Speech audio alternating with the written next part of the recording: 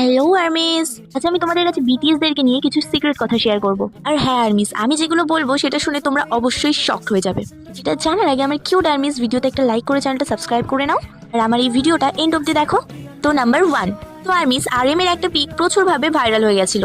সেই পিকে দেখা গিয়েছে আরএম এর হাতে একটা রিং, যেই রিংটা বিবাহিতরাই পরে। মানে আরএম কি সিক্রেটলি বিয়ে করে রেখেছে? এই কথাটা প্রচুরভাবে ভাইরাল হয়েছে। নাম্বার 2, ভি এবং জ্যানি, এদের দুজনের কথা তো সবাই জানো। বাস্তবে কিন্তু এরা অনেক ভালো ফ্রেন্ড। অনেকের ধারণা ভি এবং জ্যানি দুজনেই ডেট করে। তো এর থেকে এই কথাটাই বেশি ছড়িয়েছিল ভি এবং জ্যানি নাকি সিক্রেটলি আমেরিকাতে গিয়ে দুজনকে বিয়ে করে নেবে।